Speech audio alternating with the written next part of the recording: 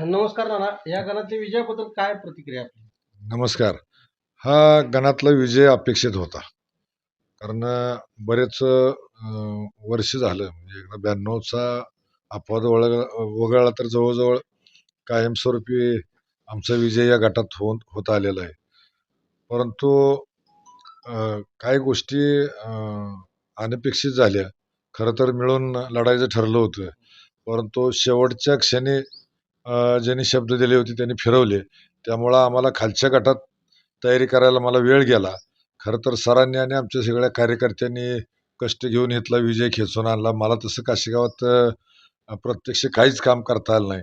तरी कार्यकर्ते जोवर हा गट या ठिकाणी निवडून आला. मी खालच्या गटातला उमेदवार असेल किंवा जिल्हा परिषदचा उमेदवार असेल निवडून आणण्याचा प्रयत्न केला. पण दुर्दैवानं आम्हाला त्यामध्ये यश आलेलं नाही. परंतु काशीगाव गटात मात्र आमचा विजय झालेला आहे. सर काय मत व्यक्त कराल पुढच्या भावी वाटचालीस? तुम्हाला शुभेच्छा. आणि मतदारांसाठी काय मत व्यक्त कराल?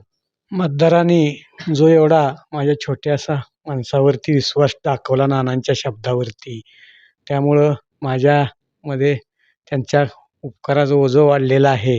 आणि निश्चितपणानं लोकांच्या समस्येसाठी झटत राहून लोकांची सेवा करणं हाच जो नानांचा विचार आहे, तोच विचार आम्ही संग्रामभाई आणि आम्ही आणि आमचे सर्व कार्यकर्ते सर्व मेंबर मिळून पुढील काळात चालवू, एवढंच मी या निमित्तानं सांगतो. तुम्हाला पुढील वाटचालीस हार्दिक शुभेच्छा. जर राष्ट्रवादीच्या जी आता युती झाली, दोन्ही राष्ट्रवादीची अगोदरच झाली असती तर काय फरक, तालुक्यातल्या चित्राचा काय फरक जाणवला असता?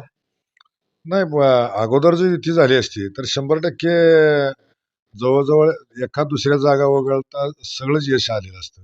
परंतु युती होण्याशी वेळ लागला आणि शेवटच्या क्षणापर्यंत आम्हाला असं जुलवत ठेवण्यात आलं की नाही, आपण मिळून करायचंय. आणि अर्ज काढायच्या दिवशी आम्हाला लक्षात आलं की ह्याने आपल्याला फसवलेलं आहे. त्यामुळं मग आम्ही लढायचा निर्धार केला. आता काय होईल ते होईल, आपण एकट्या जीवावर लढू. आणि त्या पद्धतीनं तसं आम्हाला कोणीच सहकार्य केलं नाही. म्हणजे परंतु आम्हाला पक्षाची चिन्ह होती आणि जनतेचा आशीर्वाद होता, त्याच्या जीवावर आम्ही लढलो. आणि अजून थोडंसं आम्हाला लवकर जर ह्या गोष्टी आम्हाला समजल्या असत्या तर निश्चितपणानं खालच्या गटातनं सुद्धा आम्ही विजय मिळवला असता. पंचायत समितीच्या समान जागा झाल्यात आता, तर निवडीबाबत तुमची काय भूमिका आहे?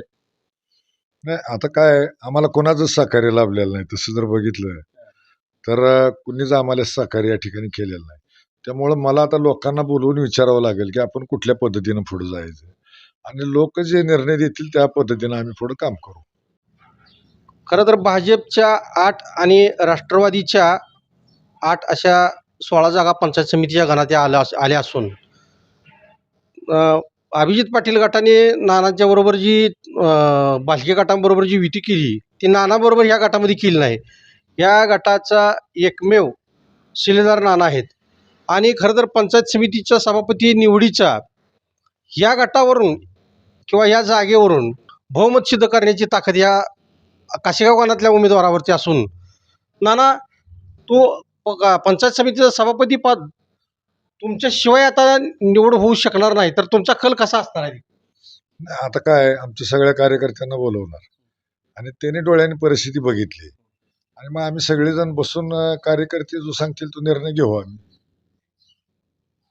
म्हणजे पंढरपूर तालुक्यामध्ये एक नवा ट्विस्ट निर्माण होऊ शकतो. पंढरपूर तालुक्याचा सभापती निवडायचा पूर्ण अधिकार काशेगाव गण व काशेगाव गणातील राष्ट्रवादी ज्येष्ठ नेते वसंतनाना देशमुख यांच्या हातामध्ये सर्व सूत्र आहेत, असंच आता म्हणावं लागेल.